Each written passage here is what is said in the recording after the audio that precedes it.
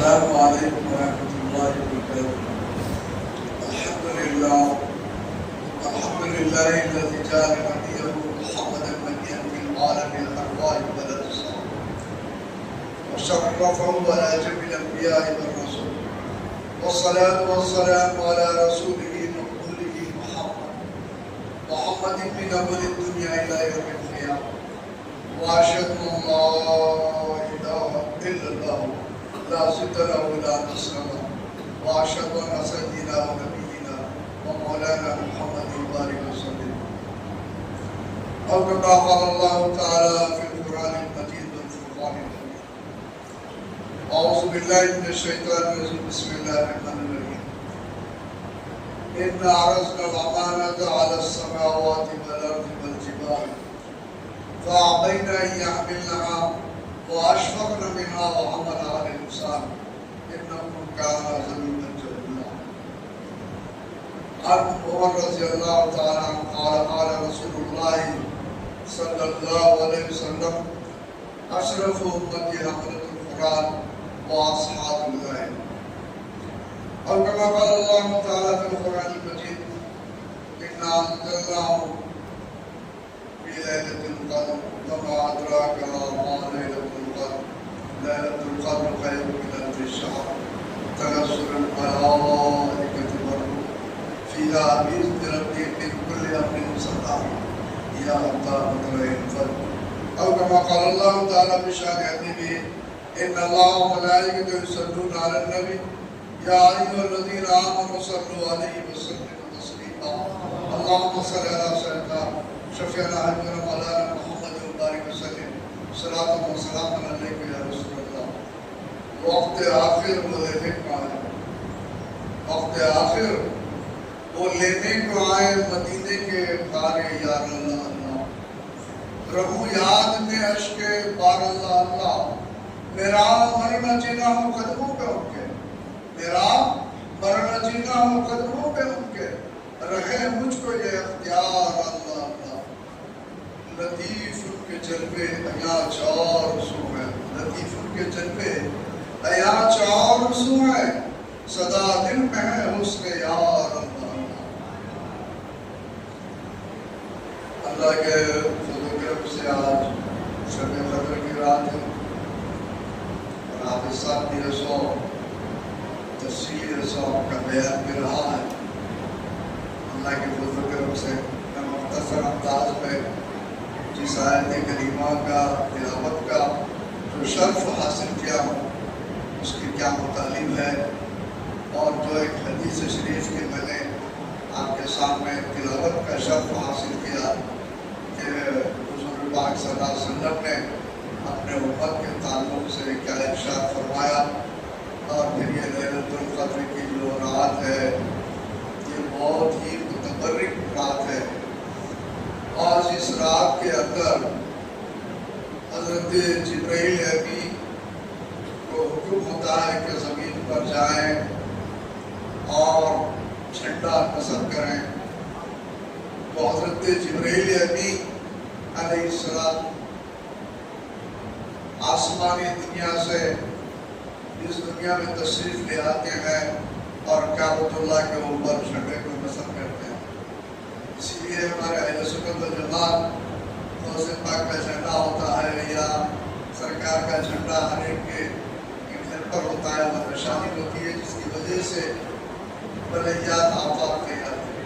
پھر اس کے بعد میں سارے فرشتے دنیا میں پھیل جاتے ہیں اور یہ دیکھتے ہیں کہ کون کیا کر رہا ہے. بندہ اللہ تعالیٰ کی سو تصویر بیان کر رہا ہے، کوئی قرآن کی تلاوت کر رہا ہے، کوئی نمازوں میں منسلک ہے، تو یہ تمام چیزوں کا وہ مشاہدہ کرتے ہیں.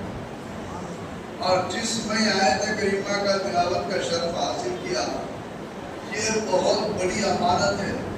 اللہ تعالیٰ نے اِنَّا عَرَضْنَا الْأَمَانَةَ عَلَى السَّمَاوَاتِ، یا آسمان سے پوچھا کہ میں ایک امانت دینا چاہ رہا ہوں. تو آسمان نے کہا کہ مولا ہمارے پاس وہ طاقت و قوت نہیں ہے، اب جو امانت آپ جو دے رہے ہیں اس کو ہم برداشت نہیں کر سکتے. علی السماوات والارض، جو زمین سے پوچھا کہ میں ایک امانت دے رہا ہوں، تو بولی زمین بولی مولا ہمارے پاس وہ قوت و طاقت نہیں ہے کہ تیری امانت کی ہم حفاظت کر سکیں۔ والجبال، پہاڑ سے پوچھا، پہاڑوں نے کہا کہ مولا ہم تو ہمارے اندر اتنی قوت و طاقت نہیں ہے کہ ہم خوراک اس امانت کو ہم حفاظت کر سکیں، کیونکہ لو انزلنا ھذا القرآن علی جبل لرأیتہ خاشعا متصدعا من خشیۃ اللہ۔ اللہ تبارک و تعالیٰ اگر اس قرآن کو پہاڑ کے اوپر نزول فرماتا تو اللہ کے خشیت سے وہ باش باش ہو جاتا، چھکا چھکو ہو جاتا۔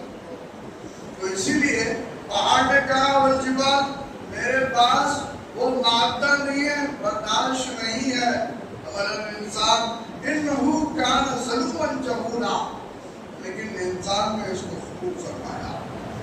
انسان مراد یہاں پہ نور مصطفیٰ ہے، حضور پاک صلی اللہ علیہ وسلم کی ذات مبارکہ۔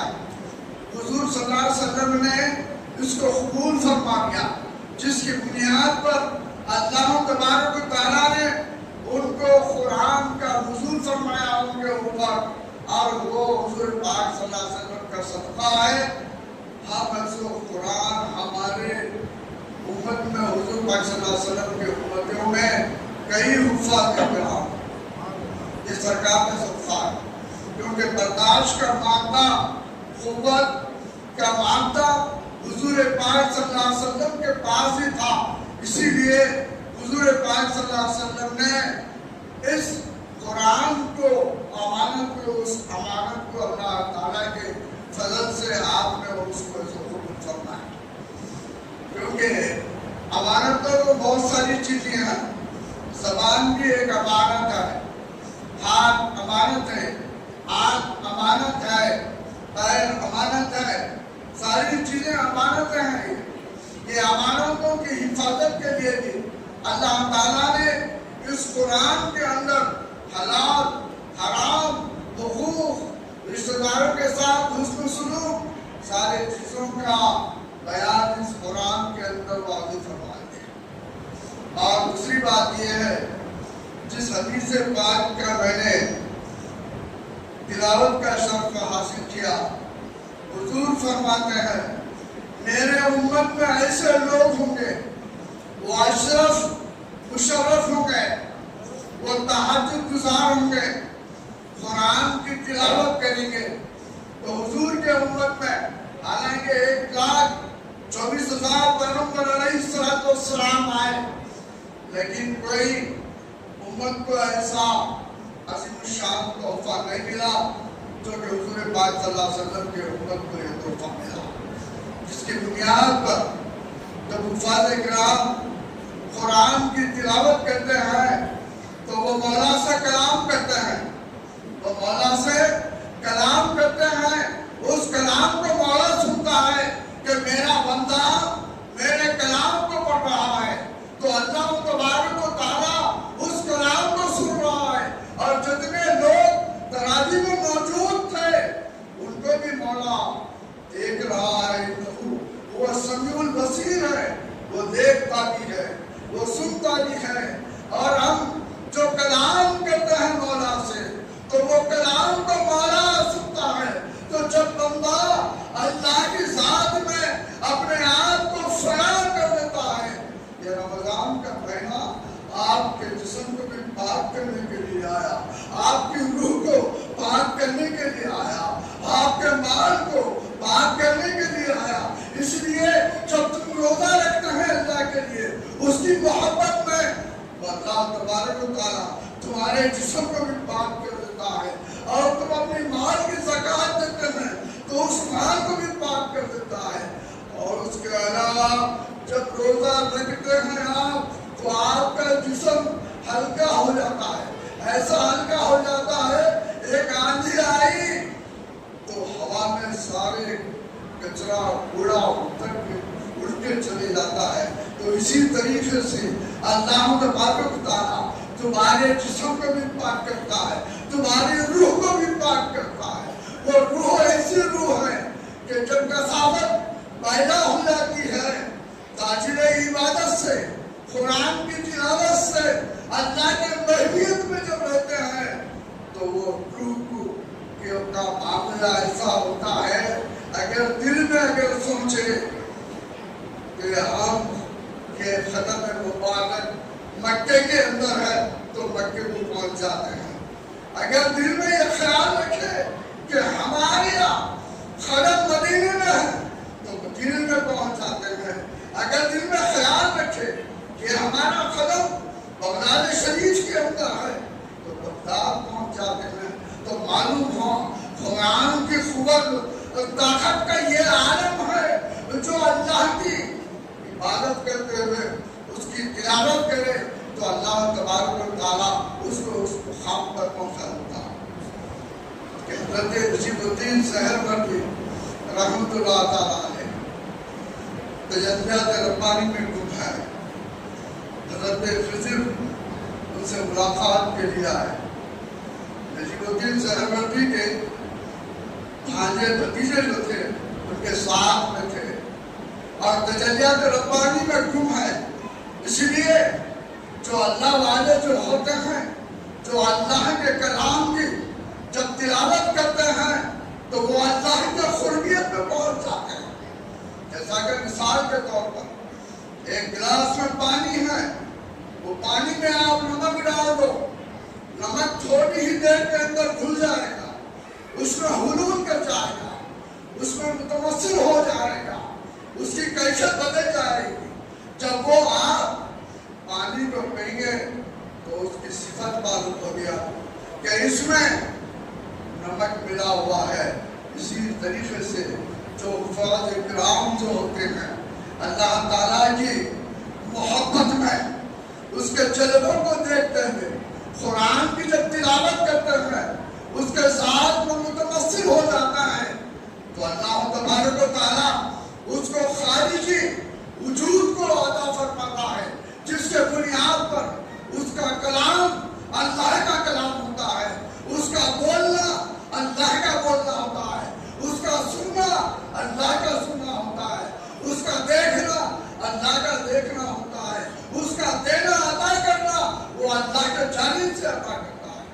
तो मालूम हुआ अल्लाह तबारक व तआला के जुल्म में रहने के लिए, इसलिए हुजूर ने इरशाद फरमाया मेरे उम्मत में ऐसे लोग होंगे जो कुरान की तिलावत करते हुए होंगे तो ये मौला के मुक़र्रबीन में से होंगे, मौला के खुर्ब में होंगे, मौला के खुर्ब में होंगे और मेरे भी खुर्ब में रहेंगे। इसलिए कलाम अगर तुम कुरान पढ़ रहे हैं, तिलावत कर रहे हैं, नाज़रा पढ़ रहे हैं तो उसको बादब तरीके से पढ़ा जाए। ऐसा नहीं कि कोई नावल की हसो मुताला कर रहे हैं, किसी अंग्रेजी किताब को पढ़ रहे हैं, वैसा नहीं। जब कुरान को ले तो कुरान को हसो बोसा दे, बादब तरीके से दुरूद शरीफ का जिक्र करें और कुरान की तिलावत करें तो मौला के खुद में पहुंच जाते। इसीलिए सरकार ने इरशाद फरमाया मेरे उम्मत के अंदर ऐसे लोग होंगे इसमें खशियत का मामला भी है। हज़रत कश्फी रहमतुल्लाह तआला अलैह, इसका नाम कश्फ था, उनका ये आलम हो गया था, बहुत ऐसा खूबसूरत थे, अधर उम्र के थे। एक खातून कई दिन से इनके ताक़ुब में थी कि हज़रत कश्फ से कुछ फायदा हासिल करे जिस्मानी। तो आप असर का टाइम था, उसने क्या कही कि जाइए आपसे काम है।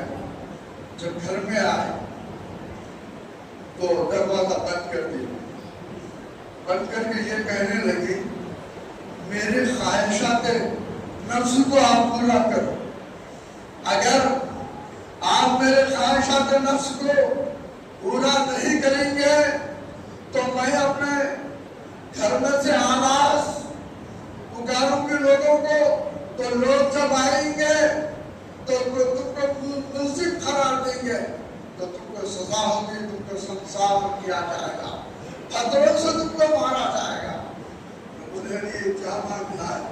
میں تو قرآن کی تلاوت کرنے والا، میں اللہ کی خشیت سے ڈرنے والا، اور ایسے خاتون کے اس چکر میں آ گیا کہ ایسے پھندے میں پھنس گیا کہ یہاں سے کیسا نکلوں میں۔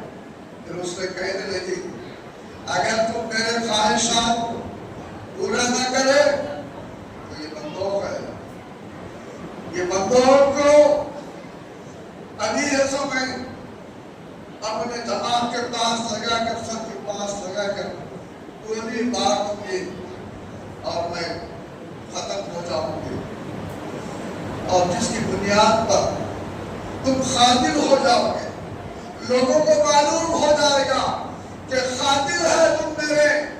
تو اس نے کہا اب کیا کیا جائے، بہت بڑی مصیبت میں پھنس گئے۔ لیکن جو اللہ کے محب ہوتے ہیں، جو قرآن کی تلاوت کرنے والے ہوتے ہیں، وہ کبھی مصیبت میں نہیں پھنستے، لیکن صبر سے کام صبر کرتے ہیں تو اللہ تعالیٰ ان کو کامیاب بھی کر دیتا ہے۔ وہاں پر انہوں نے کہا ٹھیک ہے، آپ کے پاس یہاں بیت الخلا ہے، دو عملے ہیں، بیت الخلا ہے، تو میں ضرورت حاجت سے فارغ ہو کر آتا ہوں، آپ کی جو خواہشات ہیں وہ خواہشات کو پورے تکمیل کر دوں گا۔ جب آپ بیت الخلا میں گئے اور ضرورت سے فارغ ہوئے، وہ فضلہ کو اپنے ہاتھوں پر لگا دیا، اپنے ہاتھوں پر لگا دیے اور اپنے جسم پر لگا دیے۔ اس کے اندر بدبو پیدا ہو گئی، اور جیسا ہی دونوں بیت الخلا سے نکل کر آئے تو اس خاتون نے کہنے لگی ارے کیا ایسا نذیر صاحب نے غلیظ بدبو آ رہی ہے، چل جا سے چلے جا۔ دونوں چھٹکارا پا لیے۔ کئی دن گزر گئے، گزرنے کے بعد لوگوں نے ان سے پوچھا، حضرت کشفی سے پوچھا کیا معاملہ ہے، آپ ایسا کون سا عطر لگاتے ہیں جس میں بہترین خوشبو آتی ہے، کس مقام سے منگاتے ہیں، کہاں سے عطر خرید کر منگاتے ہیں، کس شہر سے عطر کو منگاتے ہیں، اور کس عطار فروش سے یہ عطر کو لیے ہیں آپ؟ انہوں نے کہا میں کوئی عطر نہیں لگاتا، میں کوئی عطر خریدتا نہیں، کوئی عطر فروش سے میری کوئی دوستانہ نہیں ہے، لیکن میں اللہ کے خوف سے ڈرتا ہوں، مولا کے خشیت سے ڈرتا ہوں، اور گناہوں سے تائب ہوتا ہوں، مولا سے دعا کرتا ہوں۔ ایک واقعہ ایسا میرا درپیش آیا جس کی وجہ سے میں نے وہاں سے بچ کر نکل گیا اس گناہ کی لعنت سے۔ تو اللہ تبارک و تعالیٰ نے میرے جسم کے اندر مشک کی خوشبو کو پیدا کر دیا ہے۔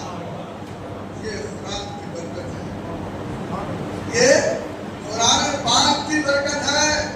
قرآن پاک کی تلاوت اگر کرو تو خشیت الہی سے تمہارے دل دھڑکنے لگ جائیں گے۔ الذین اذا ذکر اللہ وجلت قلوبہم، تمہارے سامنے اللہ کا ذکر کیا جائے تو تمہارے دل خشیت الہی سے ڈرنے لگ جائے۔ تو بتائیے خشیت الہی سے جب تمہارا دل ڈر جائے گا تو تم کسی کی حق تلفی نہیں کر سکتے، کسی کے یتیم کے مال کو کھا نہیں سکتے، کسی کی تم بے عزتی نہیں کر سکتے، کسی کی عزت کا نیلام نہیں کر سکتے، کسی کا کوئی معاملے میں آپ مداخلت نہیں کر سکتے، اس لیے کہ تمہارے دل میں خشیت الہی ہے۔ تو یہ قرآن وہ درس دیتا ہے، آج تم کو چھٹوڑ کر کہہ رہا ہے، اور یہ قرآن کی آپ کو تلاوت سنیں تو آپ صاحب کے پیچھے تراویح پڑھے تو یہ سجدگاہ کی جگہ روز محشر میں تمہارے لیے گواہ ہوگی۔ مولا اس نے مسجد زہرا میں آیا تھا، تیرے محبت میں قرآن کی تلاوت کو سنا تھا، اس کو وقت دے، اس کے فیصلے کو بدل دے، کیونکہ اس نے قرآن کی تلاوت کیا کرتا تھا۔ تو اس لیے یہ قرآن پاک کا جو معاملہ ہے وفات کرام ہوتے ہیں، اللہ تبارک و تعالیٰ نے سب سے پہلے ایک عفیف کو پیدا کیا، عفیف کو پیدا کیا، اس عفیف سے نور کو پیدا کیا۔ نور کو پیدا کرنے کے بعد تمام فرشتوں کو کہا کہ تم اس کا تلاش کرو۔ پھر انبیاء کو پیدا کیا، وہ انبیاء کو بھی کہا کہ اس کا تم تلاش کرو۔ اس عفیف کو ایک قندیل میں رکھا، وہ قندیل کا تلاش کرتے گئے پورے۔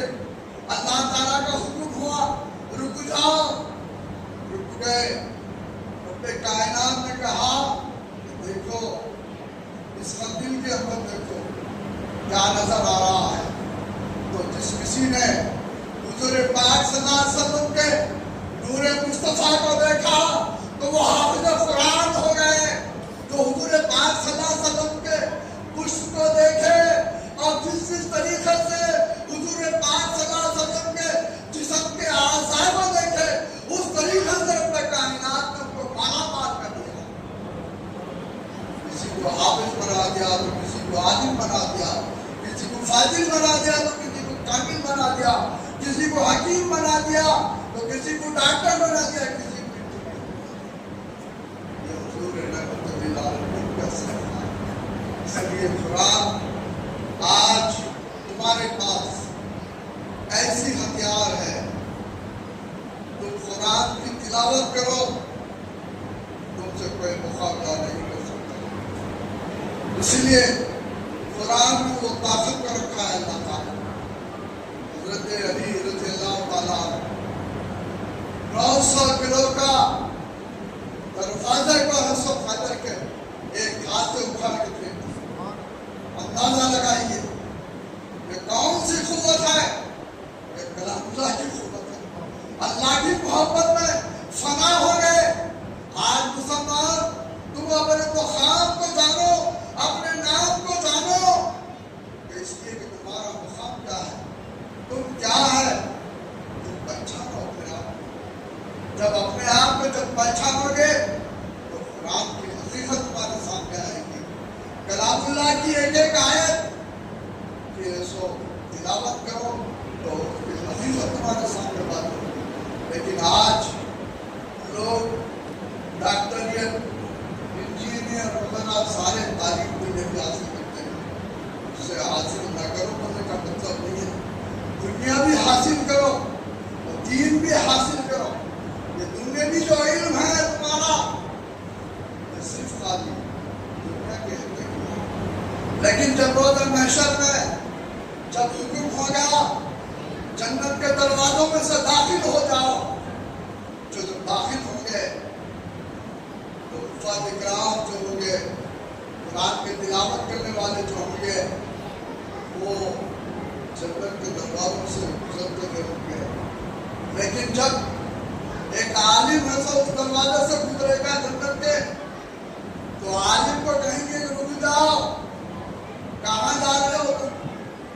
تمہارے پیچھے جتنے لوگ تھے ان تمام لوگوں کو لے کے جنت میں داخل تو معلوم ہوا کہ کلام اللہ کی فضیلت، اس کی اہمیت روز محشر میں، آخرت میں بھی ہے سو آپ کو کام آئے گی، کیونکہ اللہ تبارک و تعالیٰ اس قرآن کو روح محفوظ سے باب العزت پر منتقل کیا، اور وہاں سے 23 سال میں اس قرآن کا سو حضرت جبریل علی جیسا قرآن کی ضرورت پڑتی اس کا نزول فرماتے، اور یکم رمضان سے اللہ تعالیٰ نے صحیفوں کا نزول فرمایا، اور 4 رمضان المبارک کو زبور کی کتاب کا نزول فرمایا، اور پھر 18 رمضان کو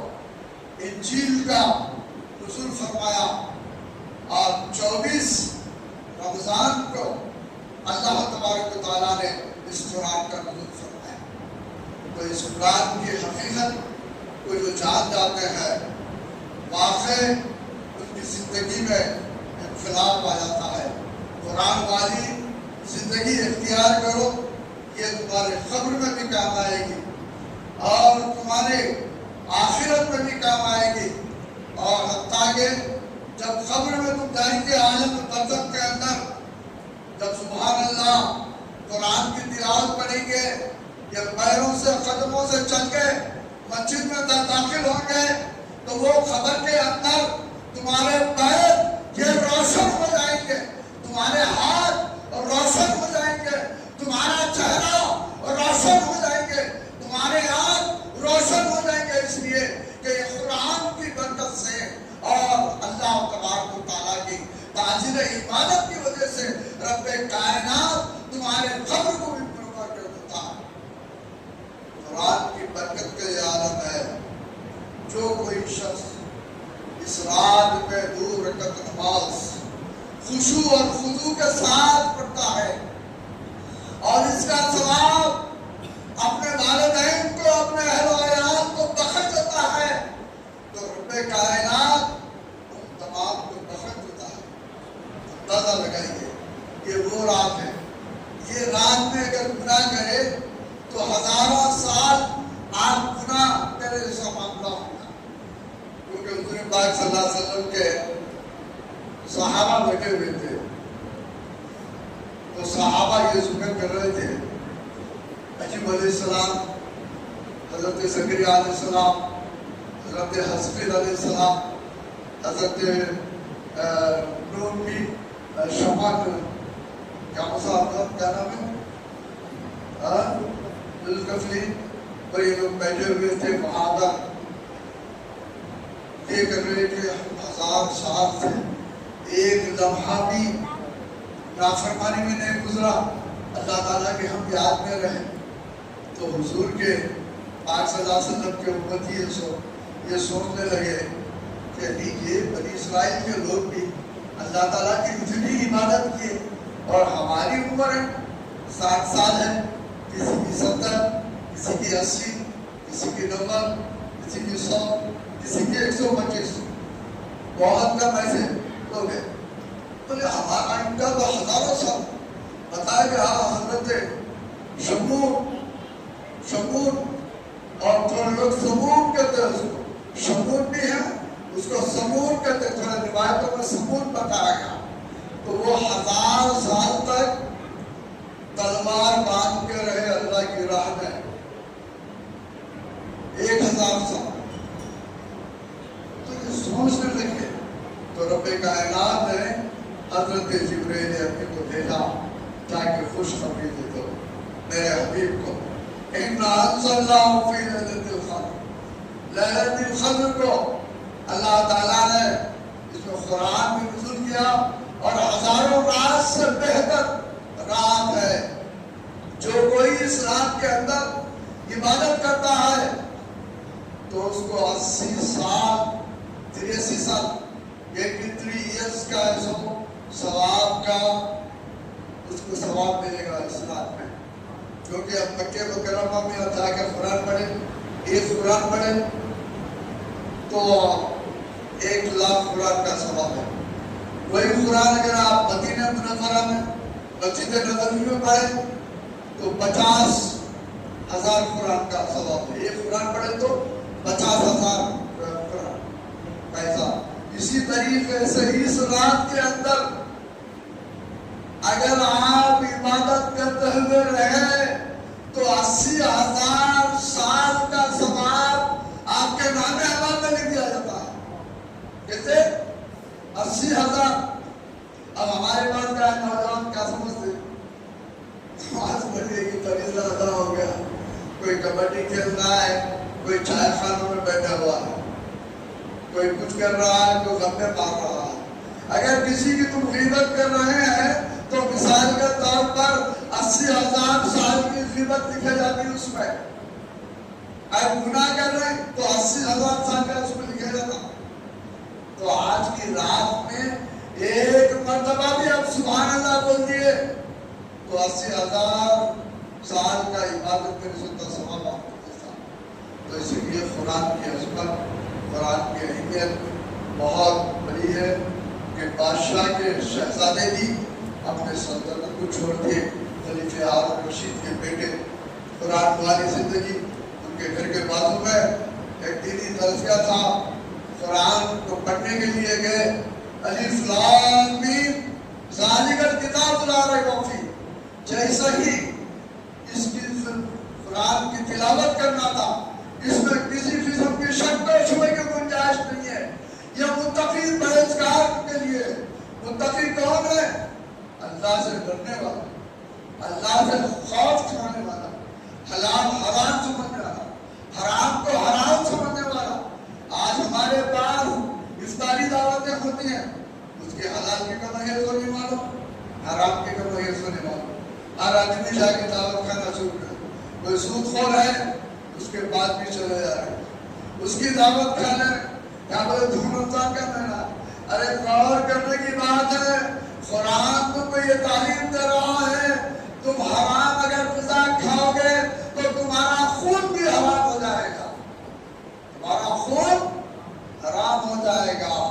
تو اسی لیے یہ قرآن ایسا پیغام لے کر آیا ہے، حلال حرام، ماں باپ کی عزت، بہنوں کی عزت، رشتہ داروں کی عزت، اور غیر محرم عورتوں کو نہ دیکھیں۔ قل للمؤمنین یغضوا من ابصارہم ویحفظوا فروجہم، بہنوں مومنین سے کہہ دیجئے اپنے نگاہوں کو پیچھے رکھیں، اپنے شرمگاہوں کی حفاظت کریں۔ قل للمؤمنات یغضضن من ابصارہن یحفظن فروجہن، حضور میں اشارہ کروں، آپ فرما دیجئے مومنات سے اپنے نگاہوں کو نیچے رکھیں، اپنی شرمگاہوں کی حفاظت کریں۔ آج زیب و زینت کرتے ہوئے شادی خانوں میں لوگوں کے پاس جاتے ہیں، یہ زیب و زینت جو ہے آپ کے شوہر کے لیے، لوگوں کو بتانے کے لیے نہیں ہے۔ آج قرآن تم کو دعوت فکر پیش کر رہا ہے کہ تم آخرت کو اگر اچھا چاہتے ہیں تو گھر میں قرآن کی تلاوت کرو، اور قرآن کے جو مطالبات ہیں اس مطالبات کے اوپر تم عمل کر رہا ہو جاؤ۔